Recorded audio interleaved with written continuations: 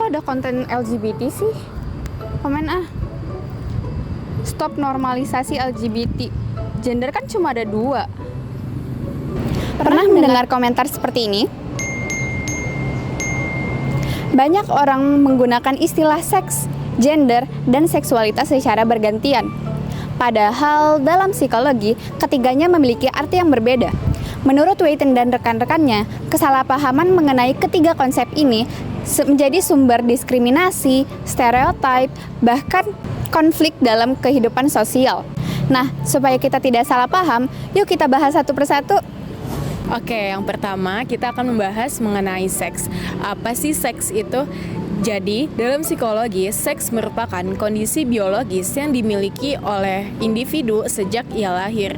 Nah, seks ini terdiri dari kromosom, hormon reproduksi, dan organ reproduksi. Berdasarkan hal tersebut, dapat diklasifikasikan bahwa manusia memiliki jenis kelamin laki-laki dan perempuan. Misalnya, pada saat seorang bayi baru lahir, maka dokter akan mengatakan bahwa ini anaknya berjenis kelamin laki-laki atau ini berjenis kelamin perempuan. Nah, menurut Grison dan kawan-kawan, seks merupakan kondisi biologis yang cenderung menetap dan menjadi dasar dari klasifikasi jenis kelamin.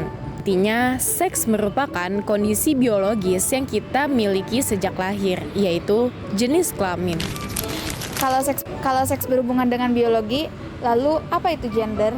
Gender adalah sekumpulan peran, perilaku, harapan, dan identitas yang dibentuk oleh lingkungan sosial dan budaya.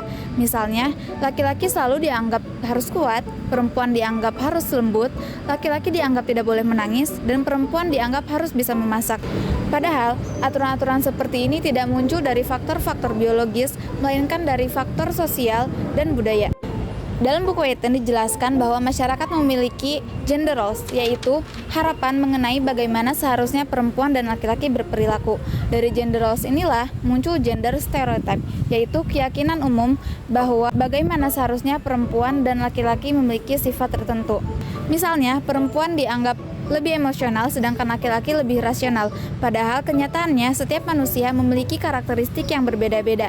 Contoh menariknya adalah warna pink. Dulu, di beberapa negara bagian barat, warna pink dianggap lebih cocok untuk anak laki-laki. Namun sekarang, warna pink dianggap lebih identik dengan perempuan. Artinya, perubahan makna tersebut disebabkan oleh budaya dan masyarakat. Itulah sebabnya gender disebut dengan konstruksi sosial. Selanjutnya adalah seksualitas. Ini adalah bagian yang paling sering disalahpahami. Banyak orang mengira seksualitas sama dengan jenis kelamin dan gender. Padahal berbeda. Dalam psikologi, seksualitas mengacu pada aspek ketertarikan emosional, romantis, maupun seksual seseorang kepada orang lain. Menurut Grison dan Gazzaniga, seksualitas menjadi identitas manusia yang dipengaruhi oleh berbagai macam faktor seperti faktor biologis, psikologis, dan sosial. Oleh karena itu, seks, gender, dan seksualitas tidak bisa disamakan. Seseorang bisa memiliki jenis kelamin tertentu, identitas gender tertentu, dan orientasi seksual tertentu sebagai aspek yang berbeda dalam diri seseorang. Inilah mengapa memahami ketiga konsep ini sangatlah penting. Kita seringkali menganggap bahwa gender dan seksualitas merupakan suatu hal yang sama. Padahal hal tersebut berbeda.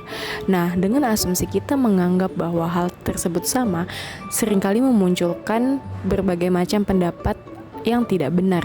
Misalnya, menganggap minat seseorang dapat menentukan orientasi seksualnya atau mengikuti stereotip yang berlaku di masyarakat untuk diakui orientasi seksualnya. Nah, contohnya misalnya pada wanita yang bekerja di bidang konstruksi itu dianggap maskulin, padahal karir itu tidak ditentukan oleh stereotip gender.